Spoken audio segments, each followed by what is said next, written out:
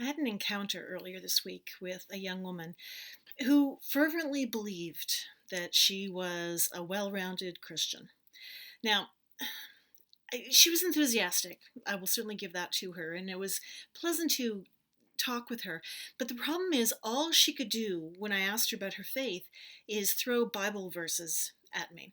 So I want to talk today about what knowing the Bible looks like, what it actually means.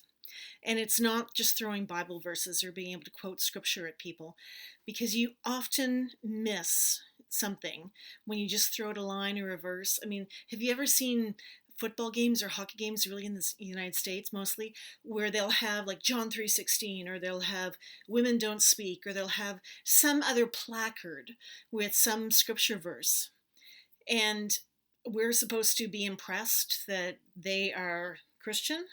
No, usually what they're throwing out is hate verses, or they're throwing out um, things that are supposed to be almost a catcall to other people who would believe the same thing.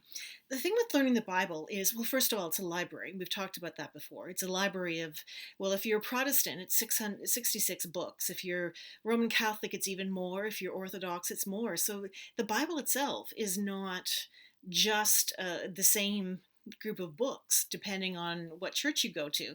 Um, Other books are added or taken away depending on what the church founders of Lutheranism, of Anglicanism, of the Roman Catholic Church, all of them had their decisions about what was acceptable to be in the Bible and what wasn't.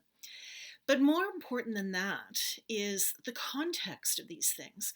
So, for instance, I use the example of women don't talk.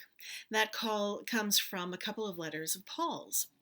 And it's been used forever, and there's a lot of women who are really offended by it. But we shouldn't be offended by the passage because it doesn't mean women don't talk. There's a couple theories about what it does mean. One is called interpolation, which is a really fancy word for just means that people squeezed more into the passage than was there in the beginning. That was a favorite theory for about 20, 30, 40 years. That's losing favor now because what historians and biblical scholars think now is going on is that Paul was actually quoting, he wasn't quoting scripture from the Hebrew scriptures, he was quoting stuff that didn't make it into the Bible. And he was quoting and saying, "This is what you say?" And no, that's not what I mean at all. And we've lost that because the quotation marks and some of the nuance hasn't been passed around. See, the thing is, the Bible was not written with people in 2021 in mind. No one 3 and 4 and 5,000 years ago was thinking humans would even be around by now. No one was writing for us directly. We can get a lot out of the Bible, but we were not the audience of the Bible. The audience of the Bible was the people of the day. So there's another quote that this young woman threw at me, and it came from Ephesians, and it talked about swearing an oath.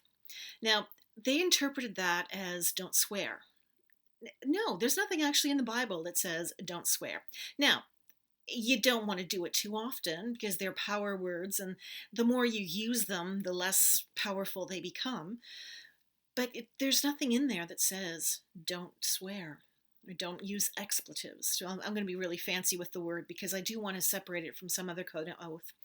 When Ephesians, which was in southwest Turkey at the time, they had people who would go to church on Sunday morning, and then they would partake in the Roman Catholic cult, or sorry, the Roman Empire cult, the rest of the week.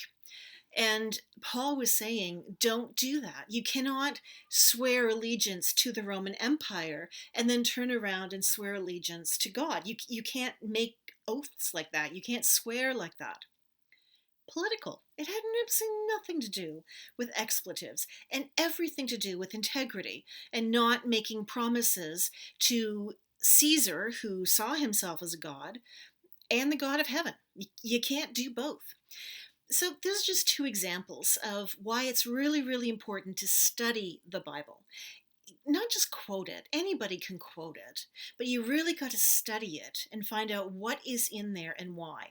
So that when someone tells you something like women shouldn't speak in public, then you can come back and say, yeah, no, that's not what that means.